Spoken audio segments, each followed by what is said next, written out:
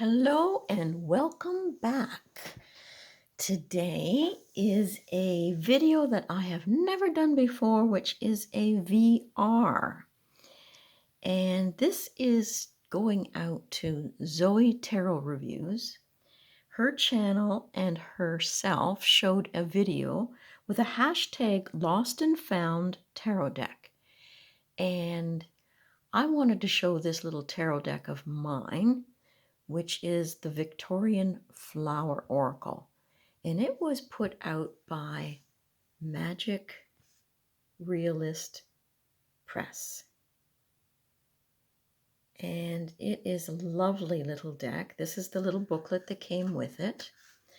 And this was gifted to me by my husband when I searched and searched, and I thought, it'll never be mine. It just won't be. And all the ones that were for sale, of course, on eBay were so expensive. And then I guess one Christmas he managed to talk to the people and they found a deck for me. Now, it never came in a box. It was, I guess, in plastic, and just that little white booklet is all that I have. And this is the lovely gold back. But I just wanted to show you a few things before we get into the cards. I'll come back to this after because it's quite in depth. But I found this lovely little box. Just some material on top. I think it is an antique and somebody's put some effort into it. Got it at a little sale. And inside is where I keep my cards normally. And I think it was probably a key rack. And they were at one point, I guess, at a garage sale trying to sell it for $25 or an estate sale. And I guess it never sold. It was waiting for me. And I'm just delighted to be able to put my Flower Oracle cards in here. So I guess it was attached to the wall at one time. Doesn't matter to me. I love it. So that sits on my shelf and holds my oracle. And so let's just tip down the video here. I'm going to push pause for a second. Now I hope that is going to give you a really, really wonderful view of these magical cards. So I'm going to pull in a bit and get ready because it's been a bit since I looked at these cards and even the booklet in the back that I want to show you. So let's just turn this over. You know, Baba cardstock is wonderful. I don't think I have to go into that. It is a flower oracle. And when I looked in the little booklet, they are illustrations by J.J. Granville, and I think a lot of people remember his work and his extraordinary skills. So I found myself, being a gardener, very much interested in Victorian flowers. This is inside the front of the little white booklet, designed by Mahony and Alexandr Ukolov, I will say. And the booklet is by Sheila Hamilton with a copyright 2006. So it's been around for a little bit, and it is 32 pages long. And it delves into the old way of understanding the flowers that you receive and the meanings, as well as some really nice little spreads here that don't take up a lot of cards. So you got the bouquet spread on this sheet and all the positions. And then it goes into a one-card reading. But let's put this aside and really enjoy the cards. Wow, look at the color in that. And it just seems so real, so inviting. And I really get lost in all the little details. So the booklet that I'll show you at the end coincides with this in that I really did do some research on the way of the flowers and the intention when you give them the meanings, and just jotted down in my book there too, when I played with the cards, things that came to mind. So this is the wonderful cactus, indicating, I guess, the little prickles here on the plant, that a situation might be coming up that is needing to be handled with a little bit of care. And there's so many things you can read into it, in that this tropical tree, this palm tree, that it needs support.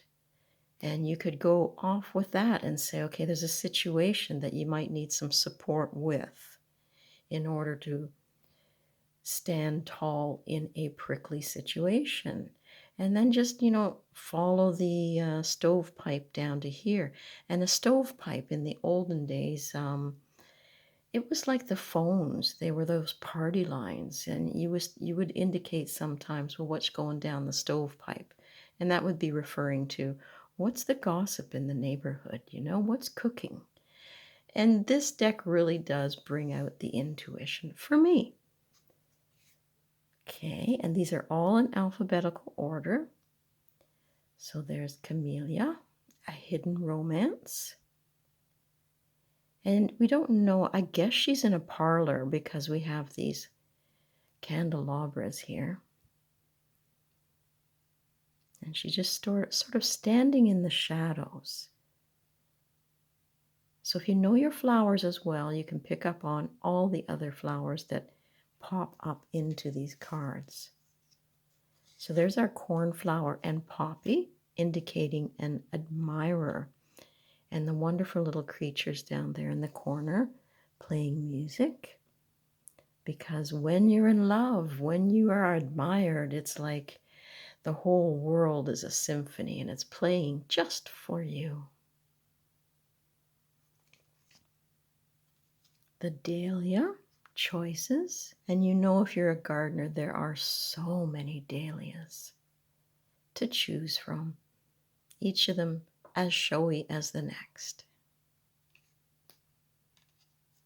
Our family matters with the daisies. Now, how many of us sat as kids plucking the little petals on a daisy?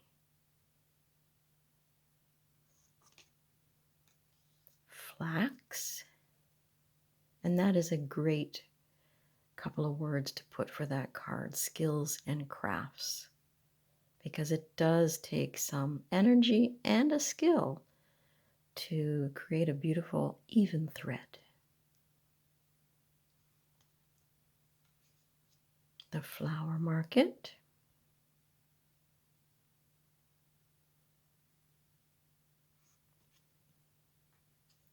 The forget-me-not. This one reminds me, I guess simply because of the little wrist ornament there, of the Queen of Swords.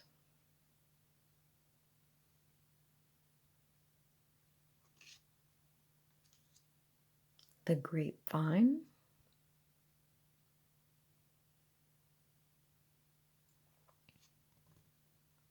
The hawthorn. Now, I did have a hawthorn tree and still do at a home, but I'm not there right now to trim it. And you can just see the child here and the mother, because they're talking about a necessary evil, that the hawthorn can get unruly. But then there's the other side of it with the fairy realm that I don't think a hawthorn appreciates at all, being trimmed, and it can bring bad luck. Hemlock. A sorceress at it, blending her treachery and deception. Honeysuckle.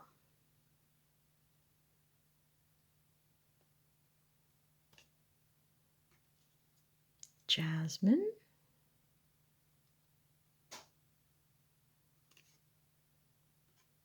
Lilac.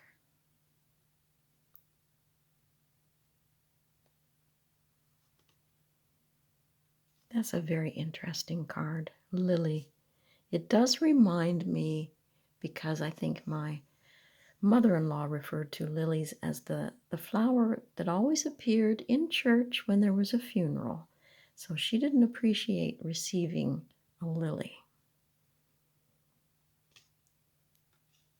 Marshmallow. I love the look on this lady's face in the background.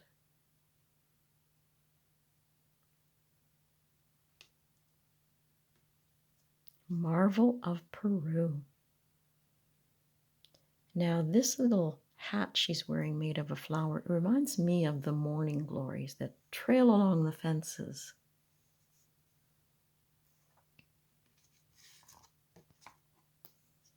Mimosa.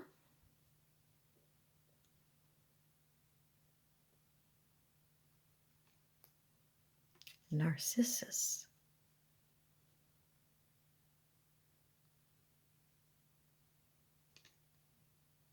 Nasturtium. Now, I don't know, I'd have to read the book again, but I would think because it refers to sad memories that maybe the flower of the nasturtium doesn't last that long. I've never grown it that much because it did attract aphids. So it can be very fleeting, possibly in its flowering time.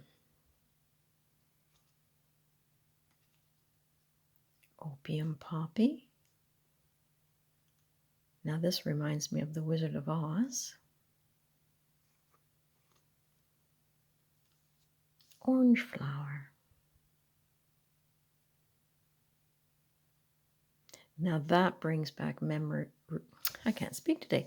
Memories of an orange blossom perfume from Florida, and I think it was basically neroli and that fragrance that stayed with you. Pansy.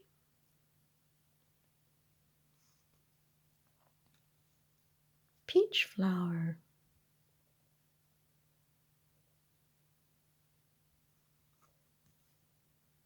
Pomegranate flower. Joy.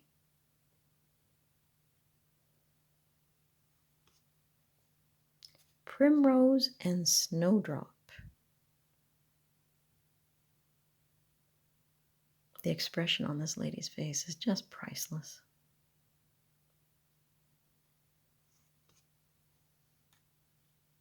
An influential person, the rose.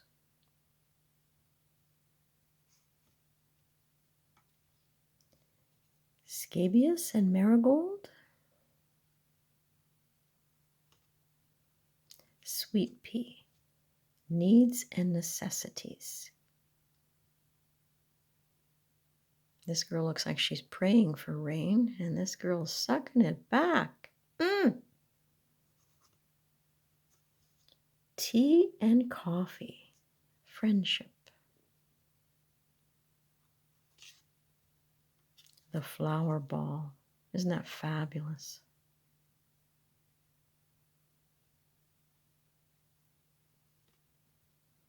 Thistle. And I love how she has that one thistle pointed right at him, like, don't come any closer.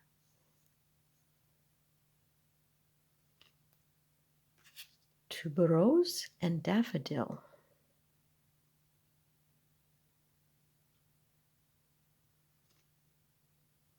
The tulip. Now I know these are bulbs, tulip bulbs, but coming from BC, it reminds me of the ocean and the floating kelp.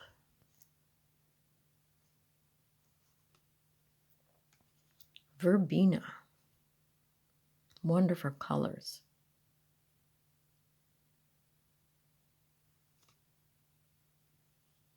Violet.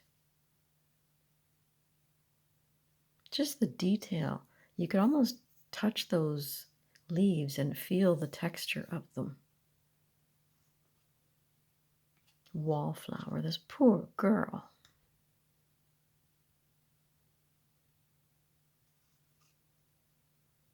water arum,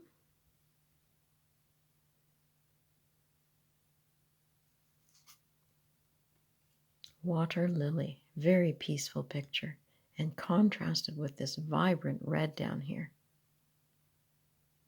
There's so many little things that your eyes go to in that. She's got her worry beads there, the beautiful gold, the wild rose,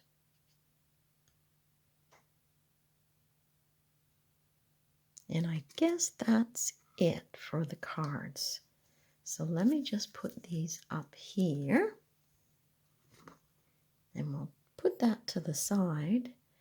And I'm going to zoom back out because I wanted to show you a little bit about, I guess you could call it a flower grimoire almost. This is the Country Flowers of a Victorian Lady. So it was a cut and paste and tape to make the cover. It's a sketchbook. It's a fair size, so there's still lots of room in it if I choose. So I'm going to push pause and prop this up a bit. Okay, I had to zoom out quite a bit there in order to get it to show. So this is my little booklet for the language of flowers. And this is actually a 4-leaf clover I found when I was a kid, and I had it under wax paper for the longest time, and I put it in here. And it looks like it's crumbling a little bit, but you know, some of these memories are dear, aren't they? And this talks a little bit about floral language. So that came from one of my books that I was able to cut apart. And then on this side over here, you can see a little bit about secret names of plants and herbs were indicated on this page. I love this little quote. I didn't write down where I got it from. I'll shift this over a bit. But it says, when nature withholds the gift of color, she is apt to bestow the charm of perfume. Oh, I did write it down from the Wildflowers of Canada book. And these are herbs for spells. And I just indicated in some silver pen there for my Enchanted Garden page. And then I used some photocopies of the flowers and certain oils I might want to use, ideas around this. It's been a long time since I've really looked through here. It might be hard for you to see some of the lettering. If I hold it up, you might. These were ideas that the picture triggered in me. The pipe was, listen, may I hear some news? We discussed that. Hand on the stove, caution, it might get burned. The stove itself, hot, something's cooking, something's brewing. So that was, and the book smells heavenly because I put all kinds of essential oils into it, like a lot of rose in that, and geranium. So you can see over here, the next card, Camilla, Hidden Romance. And who knows, it was just so intensive.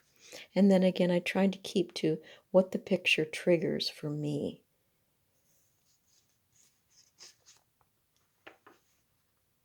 And it goes on. There's the cornflower and poppy, the dahlia.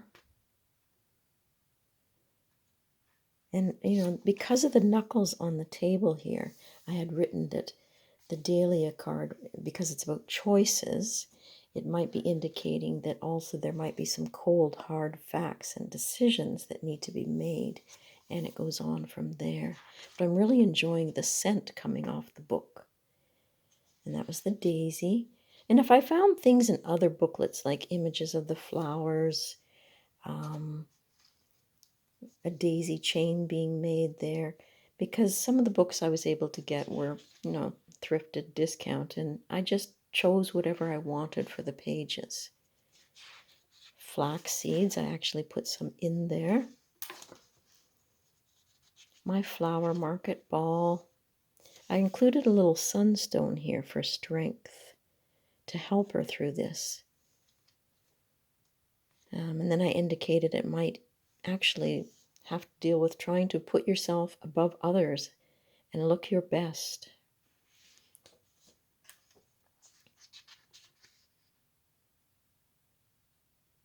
So this one was Forget Me Not. And I have written here, always try to look for the gift in the relationship as someone leaves or disconnects from you. It's growth time for each person. Some partings are sad, some are relief. Learn to go with the flow. And it goes on and on. And this one here, the pansy, I thought, you could use the pansy itself with some clary sage and nioli for dream work. A little amethyst up there in the corner. And I put all these little tabs in here so I could quickly find the card that I needed. Another carnelian here for finding strength with grief, because this was that card for sympathy. And there was a mourning feeling to it. The sweet pea. So there's a few gemstones, there's a few packets. Sugar plum spice tea. Ooh, that adds a nice little flavor there. The flower ball. And on and on and on. And that's as far as I got in the book there, with the last one being the wild rose. So it really can be an education, some of the decks that we find on the internet, and then it just becomes a matter of personal taste and choice and things that we gravitate towards. I do have some of my dried flowers here. I grew some black-eyed Susans last year so that I can use those in spells and magic. I talked about the eucalyptus the other day. Calendula, great to use on a Sunday to bring strength.